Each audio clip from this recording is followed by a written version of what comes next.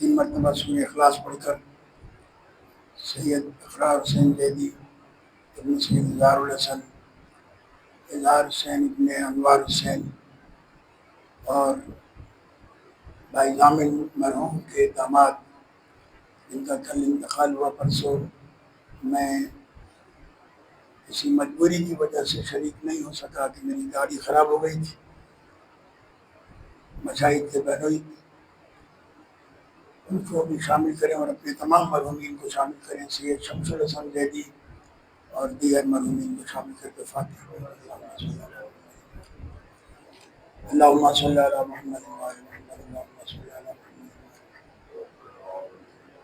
بسم اللہ الرحمن الرحیم الحمد للہ رب العالمین الرحمن الرحیم مالک یوم الدین ایاک نعبد و ایاک نستعین اہدنا الصراط المستقیم صراط الذین انعمت علیہم غیر المغضوب علیہم ولا الضالین۔ بسم اللہ الرحمن الرحیم قل هو اللہ احد اللہ الصمد لم یلد ولم یولد ولم یکن له کفوا احد۔ بسم اللہ الرحمن الرحیم قل هو اللہ احد اللہ الصمد لم یلد ولم یولد ولم یکن له کفوا احد۔ بسم اللہ الرحمن الرحیم قل هو اللہ احد اللہ الصمد لم یلد ولم یولد ولم یکن له کفوا احد۔ اللہم صلی علی محمد وعلی محمد اللہم صلی علی محمد وعلی محمد اللہم صلی علی محمد۔ ہمارے اللہ سورہ ہم سورہ اخلاص کا ثواب بتوسط چار معصومین علیہ السلام تمام مرحومین کے ارواح کو ہدیہ فرما۔ ایک مرتبہ قبولیت دعا کے لیے بلند تر صلوات بھیجنے محمد وعلی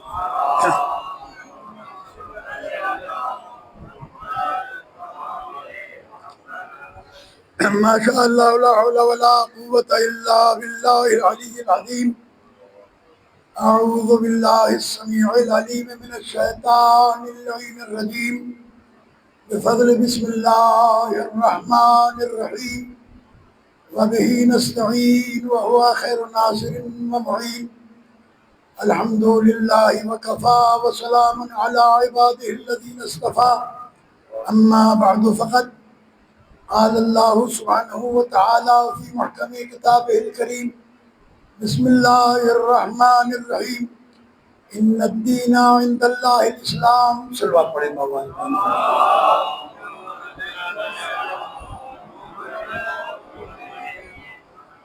ناگوار خاطر میں گزرے تو پیچھے بیٹھے ہوئے ذرا تھوڑا سا آگے آ جائیں تاکہ مجمع تھوڑا سا مجتمع ہو جائے۔ نہیں جو آگے بیٹھے وہ صحیح بیٹھے، آ جائے تھوڑا سا۔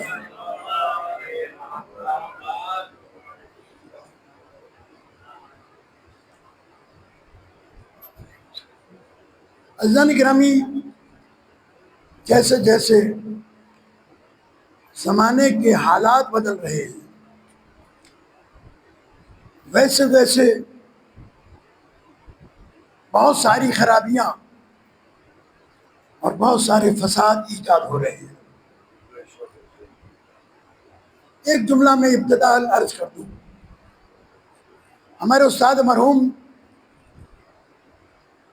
مولانا عباس علی نجفی علی اللہ مقامہ ایک جملہ فرمایا کرتے تھے جو آج سے 45 سال پہلے میں نے ان سے سنا تھا، اور میں تقریباً کئی ایک مجالس میں اور محافل میں اسے بیان کر چکا ہوں۔ انہوں نے کہا تھا کہ شیطان اتنا پرانا ہے کہ اس نے تمام انبیاء کی تبلیغات کے طریقے دیکھے ہیں، کس نبی نے کیسے تبلیغ کی ہے یہ سب جانتا ہے۔ لہذا شیطان ضروری نہیں کہ آپ سے گناہ کرا کے ہی آپ کو گمراہ کرے، وہ نیکی کو نیکی سے ٹکرا کے بھی گمراہ کرتا ہے۔ اس جملے پر غور کیجیے گا، نیکی کو نیکی سے ٹکرا کے بھی گمراہ کرے گا، اور اس کی بہت ساری مثالیں ہیں ہمارے پاس۔ میں اس کی طرف جانا نہیں چاہتا، آپ مجھ سے بہتر جانتے ہیں۔ اس وقت سب سے بڑا مسئلہ عزاداری امام حسین علیہ السلام کو جو درپیش ہے وہ یہ کہ عزاداری تقریباً عزا خانوں سے نکل کر اسٹوڈیو میں جا چکی ہے۔ عزاداری امام بارگاہوں سے نکل کر اسٹوڈیو میں جا چکی ہوں.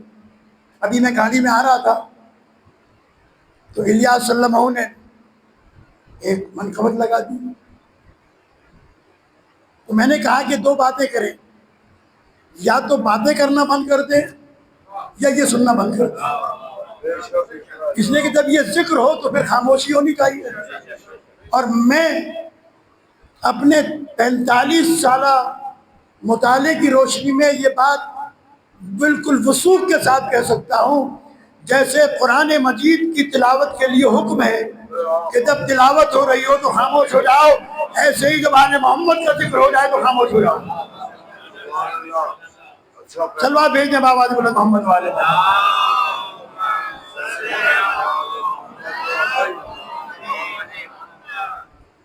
یہ 2.25 مہینے ہماری عزاداری عبادت ہے، فیسٹیول نہیں. ہمارے یہاں کپڑے رنگے جاتے تھے، بنائے نہیں جاتے تھے. جی یہ سب کچھ کیوں کیا جاتا تھا؟ یہ کوئی اسلام کا حکم نہیں ہے، یہ تربیت تھی کہ آپ کے گھر سے لے کر امام بارگاہ تک آپ کی مسافت سے لوگوں کو پتہ چلے کہ عزادار آ رہا ہے. آپ کے گھر میں کوئی آئے تو پتہ چلے کہ عزاداروں کا گھر ہے. آپ کے امام بارگاہ میں کوئی آئے تو پتہ چلے کہ عزاداروں کا گھر ہے. آپ کے رستے چلتے ہوئے آپ کے لباس سے، آپ کے حلیے سے پتہ چل جائے کہ یہ عزادار ہے. عزاداری امام حسین علیہ السلام کے بارے میں مختلف قسم کے مسائل پیش آ رہے ہیں. یہ عزاداری کیوں قائم کی گئی؟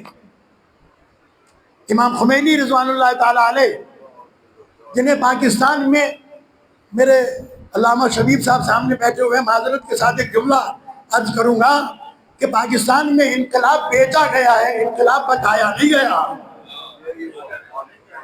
نوٹوں کے بدلے انقلاب بیچا گیا ہے. اگر انہوں نے بتایا ہوتا کہ بانی انقلاب کون تھا تو میں خدا کی قسم کھا کے کہتا ہوں کہ آج ہماری حالت کچھ اور ہوتی. انہوں نے اپنی کتاب میں لکھا ہے کہ عزاداری امام حسین علیہ السلام کے بارے میں علم میں ہے بہت ساری باتیں کہ خرافات داخل ہو چکی ہیں. یہ جملے لکھے ہوئے ہیں. امامت اور انسان کامل 450 کتابوں کے اقتباسات سے کمپائل کی گئی کتاب پاکستان میں موجود ہے. آپ اسے PDF پہ بھی دیکھ سکتے ہیں، گوگل پر، اور بازار سے بھی کتاب خرید. او بھائی یہ مجلس ہو رہی ہے یار، یہ صلوات بھیج دیں محمد و آل محمد علیہ السلام.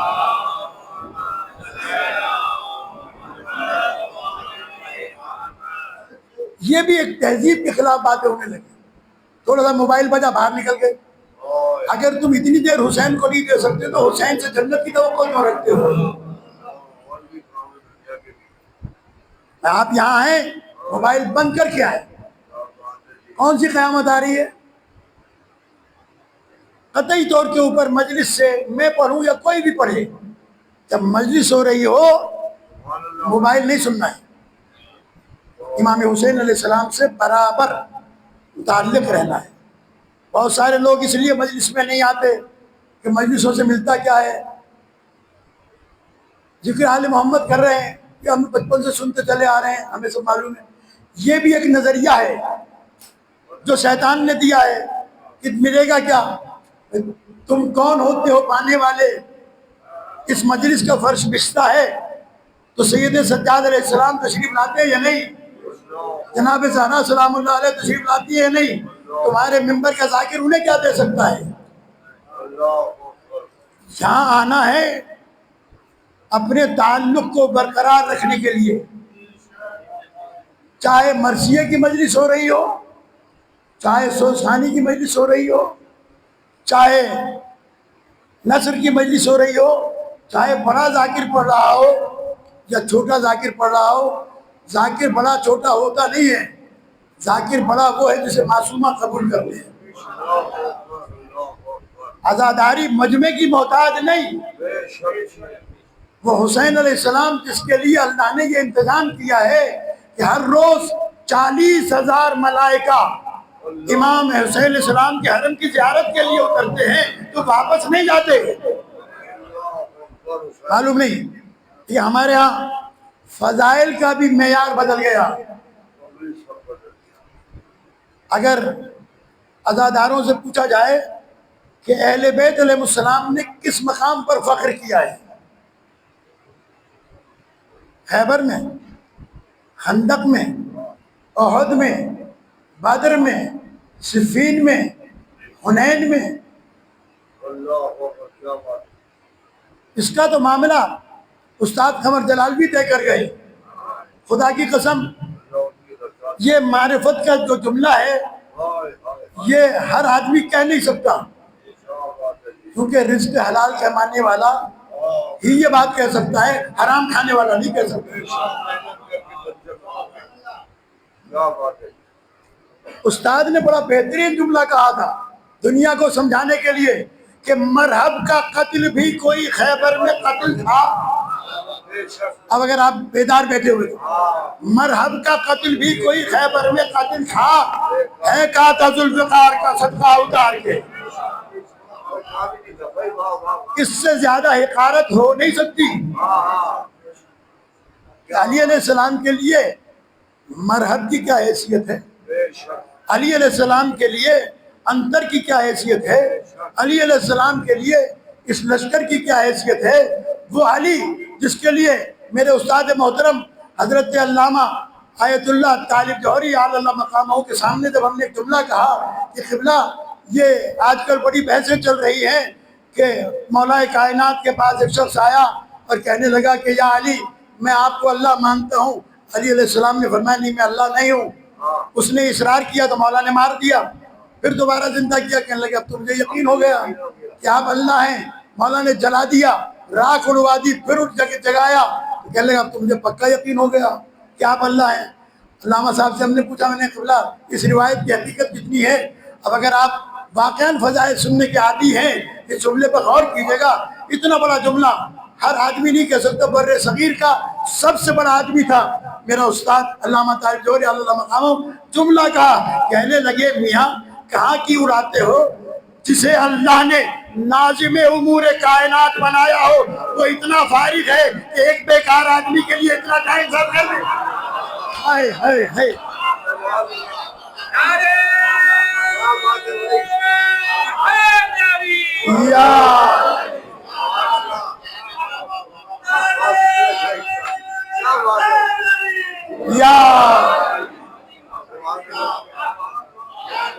جسے اللہ نے ناظم امور کائنات بنایا ہو وہ ایک بیکار آدمی کے لیے اتنا ٹائم خرچ کرتے ہیں. علی کے پاس اتنا ٹائم کہاں ہے؟ عزیزان گرامی یہ ہمارے یہاں عقائد پر بھی اس قدر افراط و تفریط ہے. لوگ خوش بھی وہیں جا کر ہوتے ہیں، لوگ خوش بھی وہیں جا کر ہوتے ہیں. فضائل کا اعلیٰ ترین معیار کیا ہے یہ آپ نے طے نہیں کرنا، یہ خدا علیہ محمد طے کرے گا، یہ اللہ طے کرے گا. یا قرآن کی آیت سے سنو یا پھر معصوم کے فرمان سے سنو. اب اگر آپ بیدار ہیں نا تو میں بتا رہا ہوں جس پر معصوم فخر کرتے ہیں وہاں ہمیں نیند آنے لگتی ہے. ہم تو چٹکلے سننے کے عادی بن گئے نا. کیا قیامت ہے کہ 1,00,000 آدمی جسے سن رہے ہوں وہ گاڑی کے بریک اور ایکسیلیٹر کے مثالیں دے رہا ہو. اس قوم کی بے وقوفی اور جہالت کا اندازہ کیا جا سکتا ہے. اس پر گھنٹوں داد دیتے ہیں. یہ فخر نہیں ہے. فخر وہاں ہے کہ جورج جرداق جیسا عیسائی مورخ اپنی کتاب میں لکھتا ہے لبنان کا، کہتا ہے مجھے کسی دوست نے نہج البلاغہ دی، میں نے گھر لے جا کے رکھ دی. شیعوں کی کتاب ہے، میں عیسائی لے جا کے طاق میں رکھ دی. ایک دن ایسے خیال آیا کہ کھول کے تو دیکھو اس میں ہے کیا. کہا کئی برس تو میں اسے مسلسل پڑھتا رہا. اور اس جارج جرداق نے کتاب لکھی the voice of human justice, English میں ہے، الصوت العدالت الانسانیہ عربی میں ہے، ندائے عدالت انسانی اردو میں ہے. کم سے کم شیعوں کو علی علیہ السلام سمجھنے کے لیے یہ کتاب تو پڑھ لینی چاہیے، تاکہ پتہ تو چلے کہ ایک غیر نے جو امام نہیں مانتا، ولی اللہ نہیں مانتا، کائنات کا سب سے بڑا عالم مانتا ہے. وہ کہتا ہے کہ جب میں نے کتاب لکھی مولا کائنات کے فضائل پر، میرے پاس پیسے نہیں تھے چھپوانے کے، کوئی پیسے دینے کو تیار نہیں تھا. کہ میں ایک دن چرچ میں بیٹھا ہوا تھا، اتوار کا دن تھا، میرے پادری نے پوچھا کہ کیوں آج افسردہ کیوں بیٹھے ہو غمگین؟ کہا میں نے علی ابن ابی طالب پر کتاب لکھی ہے، کوئی چھپوانے والا نہیں. وہ عیسائی تھا، گیا اپنے حجرے میں، پوری زندگی کی جمع پونجی اٹھا کے لایا کہ میں نے پوری زندگی میں جمع کی ہے، یہ کتاب اس پیسے سے چھپواؤ، اگر تمہارے پاس پیسے ہو جائے تو واپس کر دینا ورنہ یہ تمہیں آئے. اس کو کیا علی علیہ السلام سے الفت تھی. دیکھیے یہ دنیا علی علیہ السلام کو بغیر امام نہیں مانتی، ولی نہیں مانتی، لیکن یہ ضرور مانتی ہے کہ کتنے عیسائیوں نے، کتنے ہندوؤں نے، کتنے یہودیوں نے، کتنے غیر مسلم مؤرخین نے، مصنفین نے، مؤلفین نے یہ جملہ لکھا کہ ہم علی کو پڑھ کر اس بات میں پریشان ہیں کہ یا تو علی نے دنیا بنائی ہے یا بنتے ہوئے اپنی آنکھوں سے دیکھا ہے.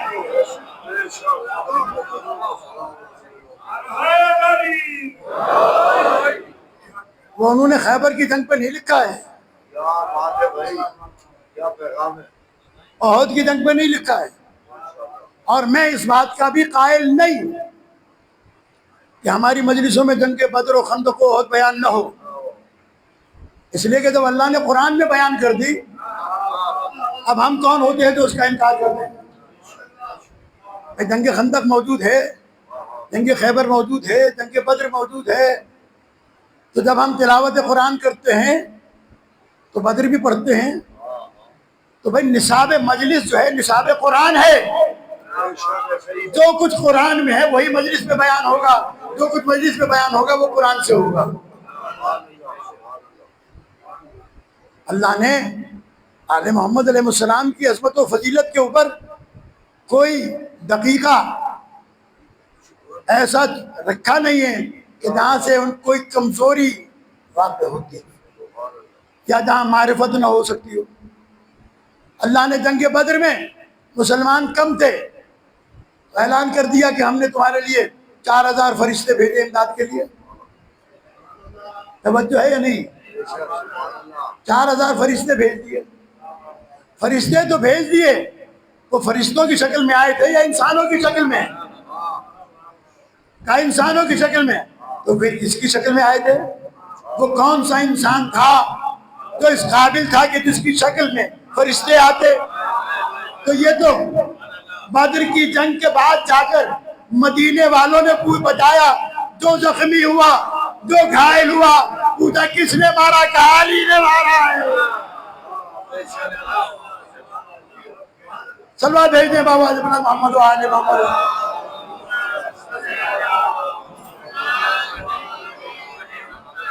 کس نے مارا ہے؟ مرزا محمد اطہر علی اللہ مقام وہی جملہ کہتے تھے کہ جب ہر گھر سے یہ آواز نکلے گی کہ مجھے علی نے مارا ہے تو وہ مسلمان ہو کے بھی علی کے دوست نہیں بن سکتے جن کے گھوڑوں کو علی نے مارا ہے. ممکن نہیں. عزیزان گرامی، میری خواہش ہے کہ اب ہمیں عزاداری کی طرف پلٹنا ہے.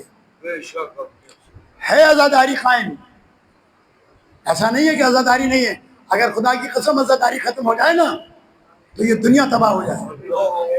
عزاداری قائم ہے، اور عزاداری کے لیے نہ بہت سارے لاؤڈ اسپیکر کی ضرورت ہے، نہ بہت سارے مجمع کی ضرورت ہے۔ عزاداری پیغام حسینیت کو پہنچایا جائے۔ پیغام حسینیت 2 لفظوں میں ہے، تیسرا کوئی لفظ نہیں، اور اگر یہ قبول نہیں تو پھر عزاداری نہیں کریں۔ امام علیہ السلام کا قیام، علامہ اب تو غضب ہو گیا کہ اتنے بڑے بڑے امام باندھ کے منبر سے آل محمد کی مخالفت۔ اچھا یہ کوئی نئی بات نہیں ہے، آدمی جب حرام خور ہو جاتا ہے تو آل محمد کے گھر میں رہنے والے بھی آل محمد کے دشمن ہو جاتے ہیں۔ کیسی کیسی باتیں ہو رہی ہیں، میں نام نہیں لیتا، اور مجلسی لوگ ہیں، بہت سارے لوگ خود پہنچ جائیں گے۔ کہتے ہیں کہ امام حسین علیہ السلام امر بالمعروف اور نہی عن المنکر کے لیے نہیں گئے تھے۔ یہ کتنا بڑا ظلم ہے، حسین کے منبر پہ بیٹھ کر کہتے ہیں کہ جناب وہ روایت ضعیف ہے۔ اچھا روایت ضعیف ہے، آیت تو ضعیف نہیں، میں آیت پڑھوں پھر آپ روایت سنیے گا، اور ہاتھ کھول کے بیٹھے ذرا تھوڑی سی دیر کے لیے میرا ساتھ دیں۔ دیکھیے روایت اور چیز ہے جس کو آپ جھٹلا سکتے ہیں، آیت کو تو نہیں جھٹلا سکتے۔ آل محمد علیہ السلام کے درجہ کیا ہے؟ اب مصیبت یہ آ گئی ہے کہ ہماری اردو اتنی خراب ہو چکی ہے کہ مجھ جیسے آدمی کو تو دن میں 10 مرتبہ کبھی سرائکی، کبھی سندھی، کبھی انگلش، کبھی بلوچی، کبھی اردو بولنے میں اب لفظ نہیں ملتے اردو میں مجھے بولنے کے لیے، تو مجھے معذرت کے ساتھ آل محمد علیہ السلام کا اسٹیٹس قرآن نے بیان کیا ہے۔ اب میں ایک مجلس میں تو سارے اسٹیٹس بیان نہیں کر سکوں گا، میں کوشش کروں گا کہ 1-2 آیتیں آپ کے سامنے پیش کر دوں۔ کنتم خیر امت اخرجت للناس تأمرون بالمعروف وتنہون عن المنکر، اللہ نے تمہیں خیر امت بنایا ہے۔ علامہ حضرت سے ذیلی علی اللہ مقامہ کا جملہ میں بار بار دہراتا ہوں کہ یہ 2.5 شعر کا سر نہ ہلائے، چٹاک بھر کی زبان چلائیں تاکہ مجھے پڑھنے میں آسانی ہو۔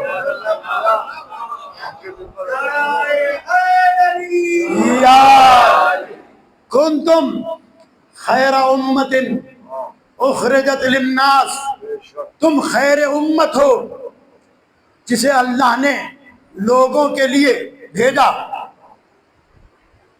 تأمرون بالمعروف وتنہون عن المنکر، تاکہ تم امر بالمعروف کرو اور نہی عن المنکر کرو۔ میرے 5ویں امام محمد باقر علیہ السلام کے پاس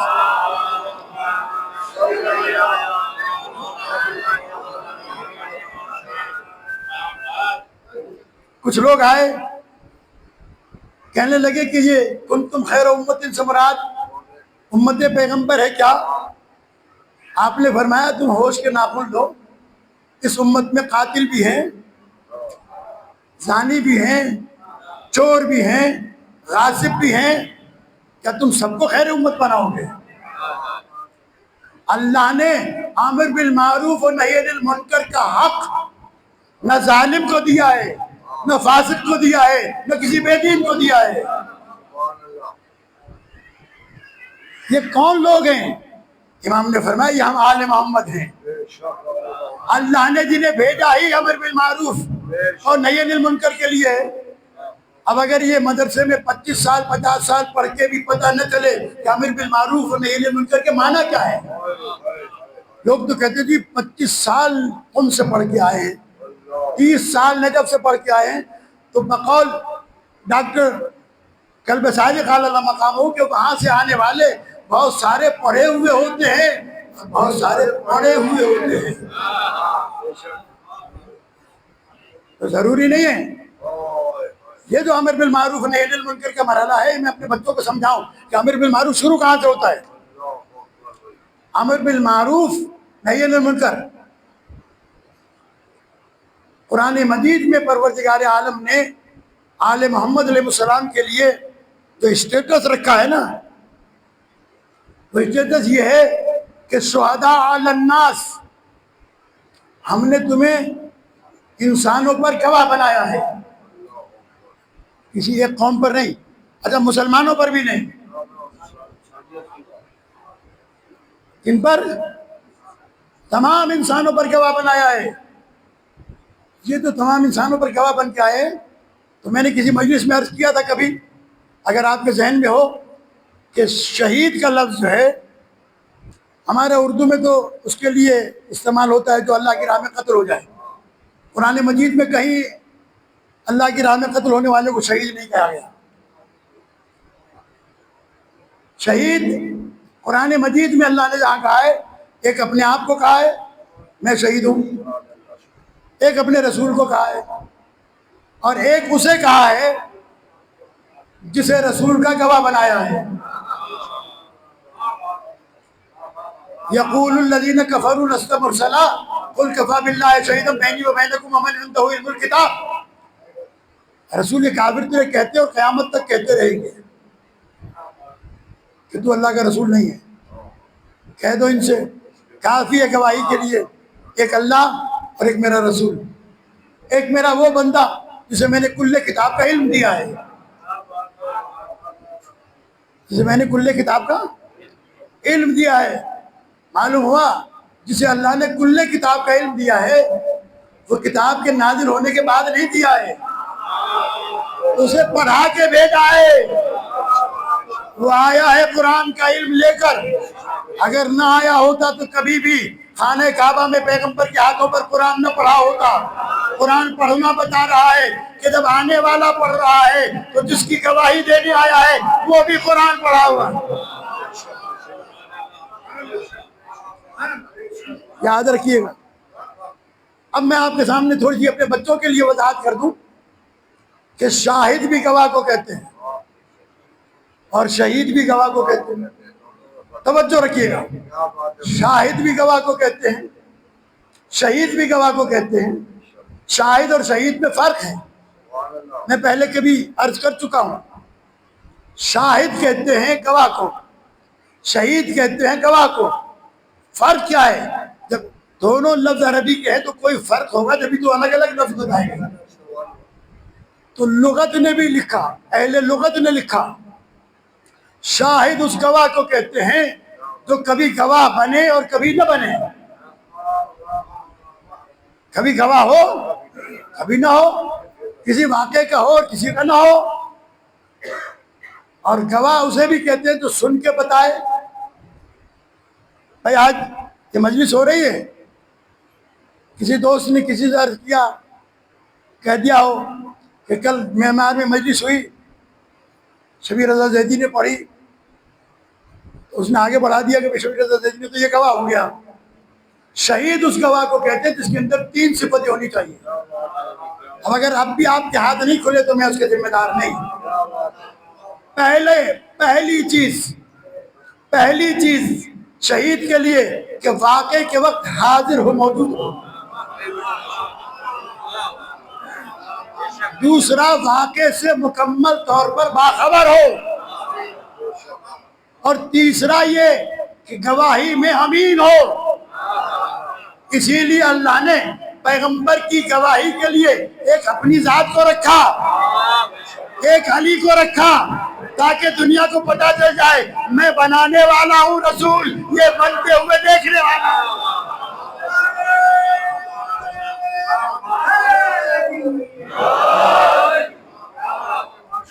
یہ بنتے ہوئے دیکھنے والا ہے۔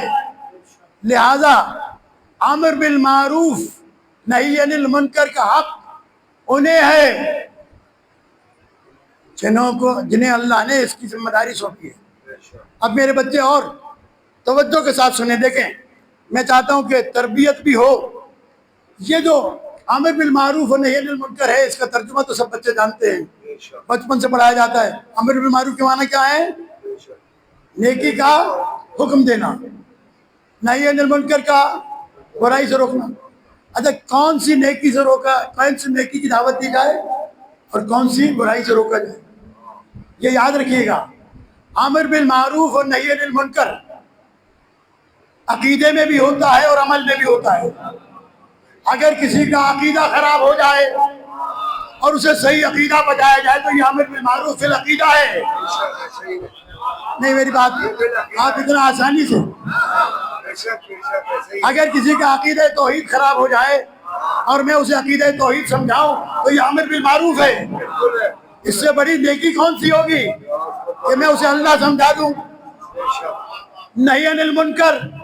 اگر کسی کا عقیدہ خراب ہو تو اسے یہ بتایا جائے کہ یہ عقیدہ صحیح نہیں ہے, یہ جو تم کر رہے ہو یہ صحیح نہیں ہے. تو 5 ہے اصول دین: توحید, عدل, نبوت, امامت, قیامت. اصول دین بنیادی طور پر 3 ہیں: توحید, نبوت اور قیامت. یہ عدل اور امامت جو ہے, عدل توحید کا لازمہ ہے, نبوت کا لازمہ امامت ہے. بغیر امامت کے نبوت نہیں, بغیر عدل کے توحید نہیں.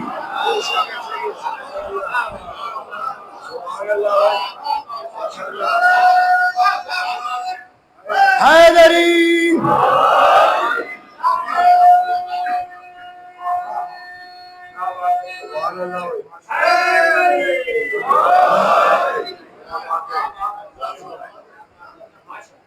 توحید کا لازمہ عدل ہے, کیونکہ اگر عدل نہ ہوگا تو کوئی بھی خلیفہ بنے گا.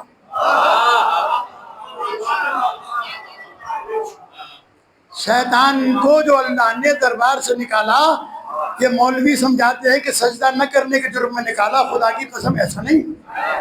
میں اس ممبر سے بیٹھ کے کہتا ہوں ذمہ داری کے ساتھ, کتنے سجدے ہم ادا کرتے ہیں پھر بھی مسلمان ہیں. سجدے کا انکار نہیں کرنا چاہیے, نہ کرنے والا گناہگار ہے, لیکن شیطان نہیں.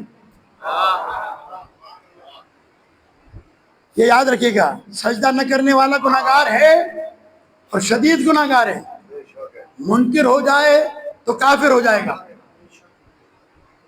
سجدے کی اہمیت سے کوئی انکار نہیں, لیکن شیطان کو جو نکالا گیا یہ آج تک لوگوں کو کم معلوم ہے, کیونکہ اب ممبر سے نہ بشیر انصاری بولتا ہے, نہ اسماعیل دیوبندی بولتا ہے, نہ اظہر حسن زیدی بولتا ہے, نہ ضمیر الحسن ندوی بولتا ہے. اب ٹکے ٹکے کے بھاگ بھاگ کے لوگ علامہ اور آیت اللہ بنے پھرتے ہیں. ہم کیا کریں, مجبور ہیں. وہ دور تھا کہ جب تربیت کی جاتی تھی. ایک جملہ آپ کی خدمت میں عرض کروں, میری مجلس سے متعلق تو نہیں, لیکن بات آ گئی ہے کہ علامہ طارق جوہری علی اللہ مقامہ ایک دن بیٹھے ہوئے تھے, ہم ان کے یہاں تک درس پڑھتے تھے. کہنے لگے بھائی بشیر انصاری کا نام آ گیا, علامہ بشیر انصاری علی اللہ مقامہ. کہنے لگے بھائی یہ لوگ پہاڑ تھے, علم کے پہاڑ. ایک مثال دی انہوں نے. علامہ صاحب جیسا آدمی خام کسی کی علمیت کو قبول کرنے والا آدمی نہیں. کہنے لگے علامہ کہ میں جب نجف اشرف سے تازہ آیا تھا تو ساہیوال ایک مجلس پڑھنے کے لیے گیا. واپسی میں میری گاڑی جہاں سے گزری تو دیکھا کہ ٹینٹ لگا ہوا ہے, مجلس ہو رہی ہے. میں نے لوگوں سے پوچھا کہ ابھی کون پڑھ رہا ہے, کہنے لگے بشیر انصاری پڑھ رہے ہیں. تو میں نے ٹینٹ کے پیچھے گاڑی رکوائی اور کہا کہ تھوڑی دیر میں مجلس سنوں. کہا مجلس سننے کے بعد اندازہ ہوا کہ بشیر قوم کا وہ ہیرو ہے, قوم کا وہ خطیب ہے, قوم کا وہ مربی ہے. علامہ صاحب کے جملے بیان کر رہا ہوں, دیکھیں ممبر سے, قیامت میں بھی پکڑا جا سکتا ہوں, جھوٹ بولنے کا عادی نہیں. علامہ صاحب نے ایک جملہ کہا, کہنے لگا ظالم, وہ ان کے اپنا ایک انداز تھا, کہنے لگا ظالم ساہیوال کے کسانوں کو وہ مسائل سمجھا رہا تھا جو نجف اشرف کے مجتہدین اپنے طلباء کو نہیں سمجھا پاتے. آپ کو معلوم ہے کتنا بڑا آدمی تھا. یہ تربیت کرنے والے لوگ تھے جو دین سکھاتے تھے, جو آل محمد کا مکتب پڑھاتے تھے, جو آل محمد کا مکتب سکھاتے تھے. عزیزان گرامی, یہ جو شہید بنایا ہے نا اللہ نے آل محمد کو. اب آپ کو بات سمجھ میں آئی؟ اگر ابھی بھی سمجھ میں نہیں آئی تو اب میں مولا کائنات کا فرمان پڑھ دوں. دیکھیے دیر تو بہت ہو چکی ہے, اگر اجازت دے گی تو پڑھوں گا ورنہ نہیں پڑھوں گا.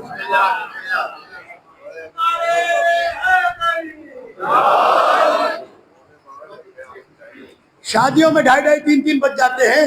اگر مجلس میں تھوڑی سی لیٹ ہو گئی تو کیا ہو گیا؟ اور یہ تو وہ ٹائم ہے جس کے لیے معصوم نے ضمانت دی ہے کہ جتنی دیر فرش ازا پہ بیٹھے ہو اتنی دیر آپ کی عمر پہ کاؤنٹ نہیں ہوگا. یہ اللہ نے تمہیں ایکسٹینشن دیا ہے. صلوات بھیجیے بابا محمد وآل محمد.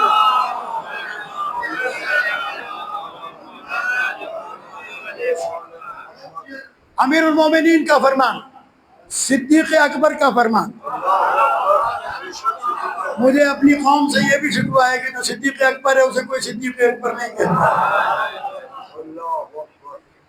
نعرے بھی لگتے ہیں تو صدیق اکبر کا نعرہ نہیں لگتا. سارے نعرے لگیں گے. جبریل کا ٹیچر علی علی، مولا قمبر علی علی، تو صدیق اکبر علی علی کیوں نہیں؟ فاروق اعظم علی علی کیوں نہیں؟ یہ نعرہ لگنا چاہیے تاکہ میری قوم کے بچوں کو پتہ چلے کہ صدیق اکبر ہمارا ہے، جسے پیغمبر نے تمام کتابوں میں شیعہ سنی کی لکھا ہے. یہ کوئی فرقہ واریت کی بات نہیں. مولا کائنات کنفرم صدیق اکبر ہے. اور کبھی موقع ملے گا اور آپ نے فرمائش کی تو میں بتاؤں گا کہ صادق اور صدیق میں کیا فرق ہے. یہ بھی ایک مسئلہ ہے. لیکن اب میں صدیق اکبر کا فرمان پڑھنے جا رہا ہوں. مولا فرماتے ہیں ان اللہ طہرنا. سنیں علی علیہ السلام، ان اللہ طہرنا، اللہ نے ہمیں پاک بنایا ہے. اللہ نے ہمیں طاہر بنایا ہے. وَعَصَّمَنَا، اور ہمیں معصوم بنایا ہے. جی ہمیں دیکھو آپ تھکے ہوئے ہیں یا بیدار ہیں، اس کے بعد یا ابھی پورا کرنے دے، پھر اس کے بعد نعرے لگائیے گا. یہ جملہ، یہ مولا کے 5 جملے اپنے دامن میں محفوظ کرے اور پھر شکر کے سجدے کریں کہ آپ نے جسے امام بنایا ہے کائنات میں تو اس امام جیسا کوئی امام نہیں. جس کا میرا امام غلام ہے اس محمد جیسا کیسے کوئی ہو سکتا ہے؟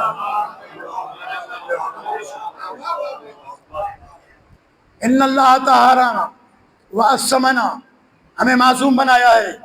وجعلنا شہداء علی خلقہ، اور ہمیں پوری مخلوق پر گواہ بنایا ہے. شاہد نہیں، شہید. یہ ایک موضوع ہے، آپ تھوڑا سا مجھے ادار ہو کے سن لیں. انشاءاللہ پھر موقع ملے گا تو میں آپ کے سامنے عرض کروں گا. یہ شاہد اور شہید پر بھی ایک مفصل گفتگو قرآن مجید کی آیات سے، کیونکہ اب ممبر پر آیتیں نہیں پڑھی جاتی، اب تو اپنے مطلب کی چیزیں پڑھتے ہیں. آیتیں پڑھنے میں دم نکلتا ہے. فرمان معصوم پڑھنے کے لیے وقت چاہیے. شہداء علی خلقہ، ساری کائنات کی مخلوق پر ہمیں گواہ بنایا. تحت العرش سے لے کر عرش اولا تک 18,000 عالم ہیں. علی فرماتے ہم ان کے گواہ ہیں. کتنی آسانی سے سن لیا آپ نے. میں نے جملہ اس لیے کہا کہ آپ مجلسی لوگ ہیں. اللہ نے 18,000 عالم خلق فرمائے ہیں، ہر عالم کا گواہ علی کو بنایا. صرف علی نہیں، یہ 14 کے 14 شہداء علی خلقہ وحجتہ فی ارضہ، اور اللہ نے زمین پر ہمیں اپنی حجت بنایا. خوبصورت جملے ہیں، کاش کے ترجمہ کرنا نہ پڑتا اور آپ یہ جملے سمجھ سکتے ہوتے. کوشش کروں گا کہ ان کو خوبصورتی کے ساتھ آپ کے سامنے پیش کروں، اور اسی سے ہمارے عقیدے اور ایمان کی حفاظت ذمہ دار ہے. مولا فرماتے ہیں جعل القرآن معنا، اللہ نے قرآن کو ہمارے ساتھ رکھا ہے.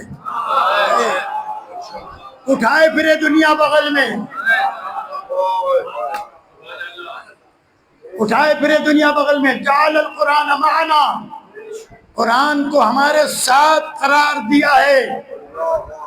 وجعلنا مع القرآن، اور ہمیں قرآن کے ساتھ قرار دیا ہے. ہم قرآن کے ساتھ، قرآن ہمارے ساتھ. کیسے ساتھ؟ مسجد کوفہ میں مولا کائنات کے سامنے ایک چور لایا گیا. مولا نے محاکمہ کیا، کہا اس کا ہاتھ کاٹ دو. میرے جیسے بہت سارے، ہمارے جیسے. مولا سارا دن علی علی کرتا ہے،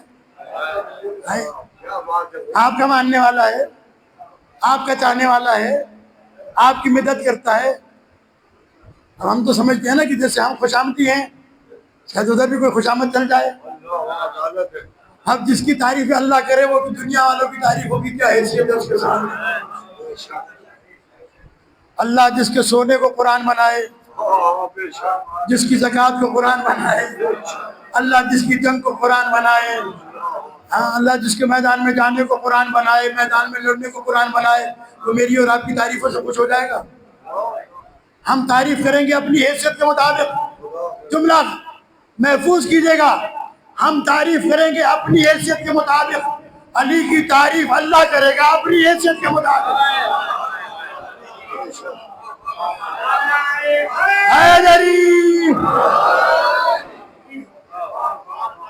اللہ علی کی تعریف کرے نا اس کی حیثیت کے مطابق. کھڑے ہو گئے مولانا، آپ کا چاہنے والا، سارا دن علی علی کرتا ہے، گلیوں میں پھرتا ہے، علی علی کرتا ہے، شیعہ ہے، معاف کر دیجئے. جملہ سنیں گے؟ یہ صدیق اکبر کا جملہ ہے، کسی ملا کا نہیں. یہ مولا کا فرمان ہے. اور اگر یہ سمجھ میں آ گیا نا، زندگی بدل جائے گی. علی علیہ السلام نے فرمایا تم صحیح کہتے ہو، یہ میرا ماننے والا ہے. تم صحیح کہتے ہو کہ یہ میرے لیے علی علی کرتا ہے. تم صحیح کہتے ہو کہ یہ میرے فضائل پڑھتا ہے. لیکن ابو طالب کے بیٹے کی، اور کیا منزلت ہے جناب ابو طالب علیہ السلام کی، کہ مولا کائنات اپنا تعارف کبھی بھی باپ کے نام کے بغیر نہیں کراتے، تاکہ دنیا سمجھ جائے جس کا بیٹا کل ایمان ہو اس کے باپ کی حیثیت کیا ہو. اللہ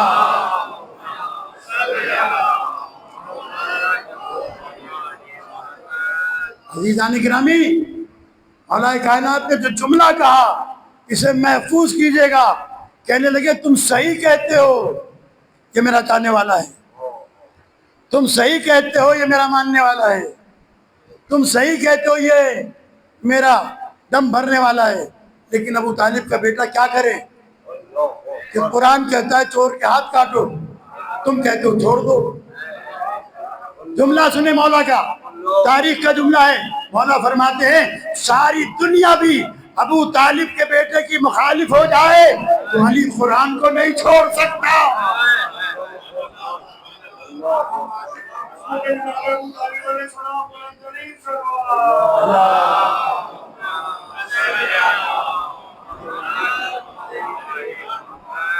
یاد رکھیے گا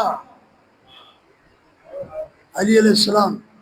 اب جملہ سنیں، جعل القرآن معنا وجعلنا مع القرآن لا نفارقہ ولا یفارقنا. نہ ہم قرآن چھوڑ سکتے ہیں نہ قرآن ہمیں چھوڑ سکتا ہے.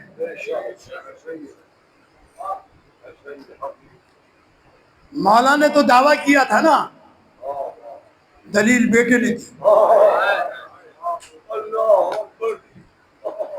بازار کوفہ و شام میں نو کے نیزہ سے قرآن پڑھ کے دنیا کو سکھایا،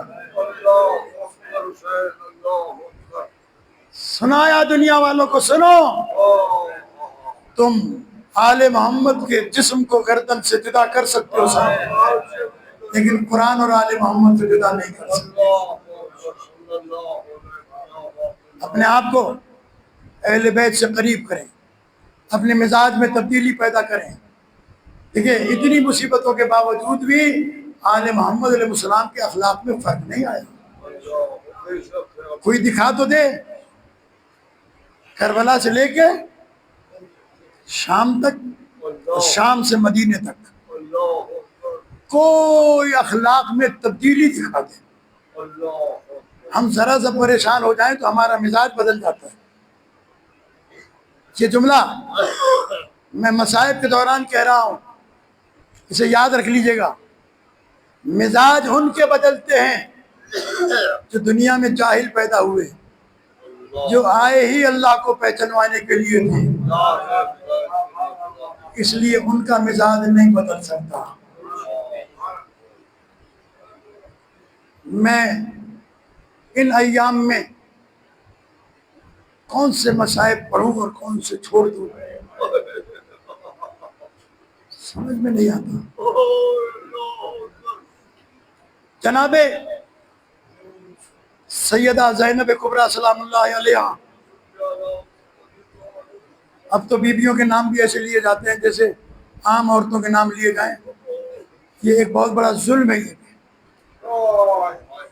جہالت ہے۔ ہمارے بزرگ کبھی یہ کام نہیں کرتے۔ شہزادی جب دربار کے دروازے پر پہنچی ہے نا، میں نے پچھلے سارے مصائب چھوڑ دیے۔ کتنی آذانیں علی علیہ السلام کی بیٹی نے دربار میں داخلے سے پہلے سنی کہ ابھی دربار مکمل طور پر سجا نہیں۔ روئیے گا دل کھول کر، لیکن جب میری شہزادی پیدل چلتے ہوئے دربار کے دروازے پر پہنچی تو بیٹھ گئی۔ بزرگ علماء بیان کرتے ہیں کہ جب شہزادی بیٹھ گئیں تو میرے چوتھے امام نے فرمایا، پھوپھی اماں تھک گئی؟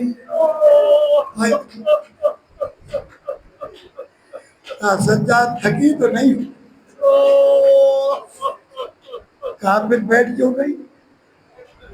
کہا 21ویں کو ماہ رمضان کی میرے بابا نے کہا تھا میرے لال جب تو دربار جائے گی تو اکیلی نہیں، تیرا بابا آئے گا۔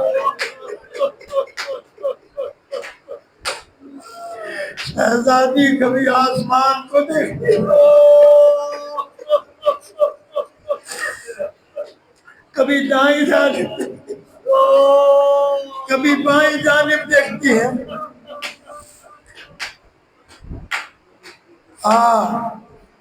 سجاد میرا بابا آ گیا۔ بی بی کھڑی ہو گئی۔ میں ہاتھوں کو جوڑ کر عرض کرتا ہوں، یہ روایت جب پڑھتا ہوں، مولا آپ نے 19ویں کو ضربت لگی تھی تو شیعوں کو واپس کر دیا تاکہ میری بیٹیوں کی آواز نامحرموں کے کانوں۔ مولا کیسے دیکھیں گے آپ کی بیٹی نہیں کیسے؟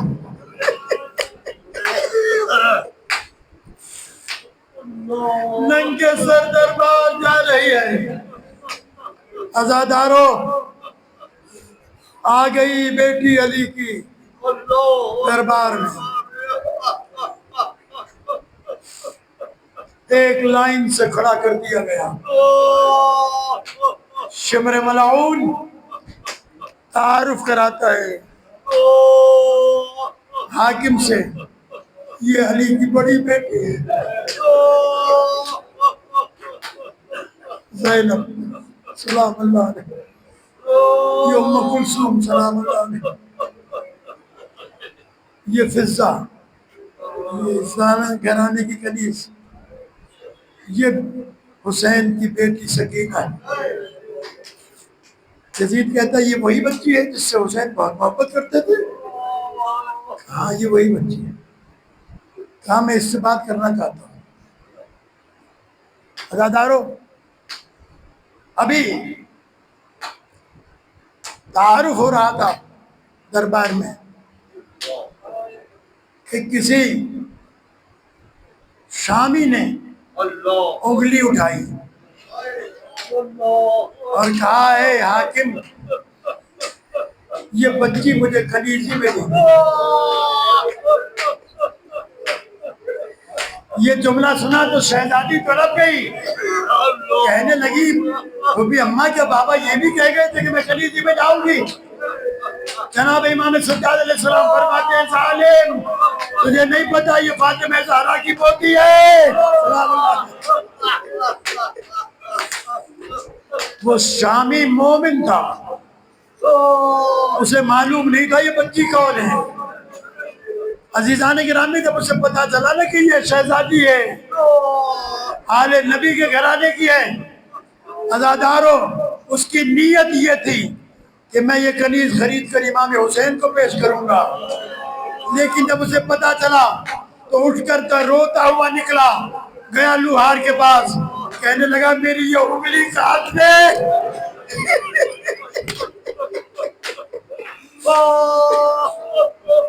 میری انگلی کاٹ دے جو بنت رسول کی طرف اٹھی ہے، کہا انگلی نہیں میرا ہاتھ کاٹ دے۔ واپس آیا دربار میں کٹے ہوئے ہاتھ کے ساتھ، امام سجاد سے کہا مولا مجھے معاف کر دینا، میں نے وہ ہاتھ کٹوا دیا۔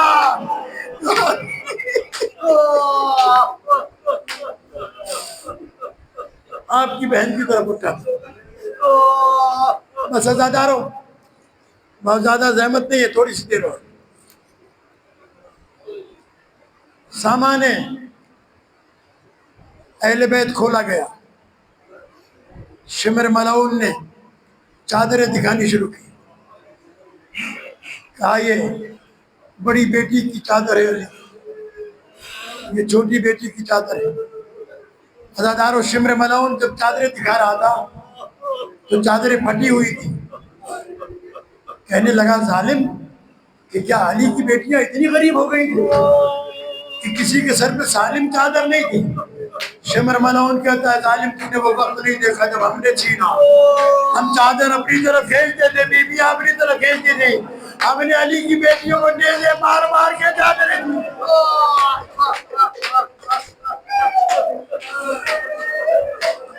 اجرکم اللہ، یہی حق ہے رونے کا۔ میں جتنا پڑھ سکا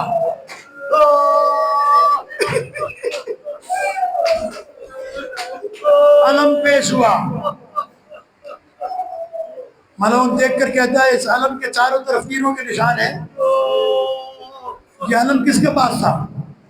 کہا یہ علم علی علیہ السلام کے بیٹے عباس کے پاس تھا۔ کتنا بڑا جری تھا کہ علم کے چاروں طرف تیروں کے نشان ہیں، لیکن جہاں قبضہ تھا غازی کا وہاں ایک بھی نشان نہیں ہے۔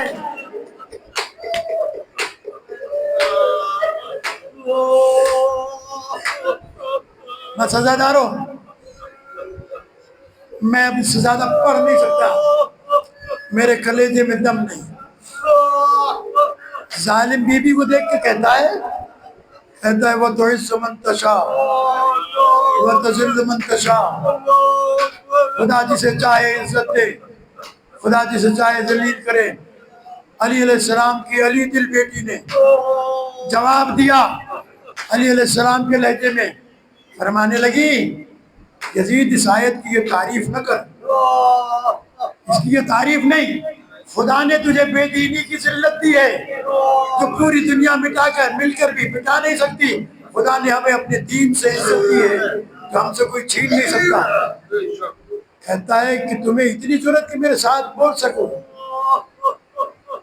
شراب کے نشے میں ایک مرتبہ جلاد کو حکم دیا،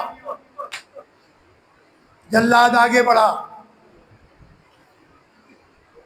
جلاد آگے بڑھا، جناب فضہ نے اپنے آپ کو شہزادی پر گرا دیا، کہا جب تک میں زندہ ہوں علی کی بیٹی پر تیری تلوار نہیں چل سکتی، کہا اس بڑھیا کی گردن بھی اڑا دو۔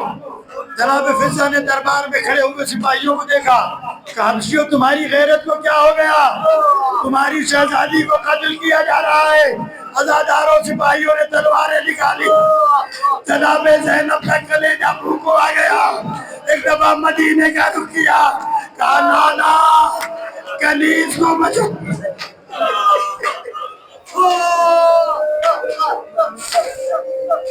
کنیز کو بچانے والے آ گئے، میری بیٹیوں کا بچانے والا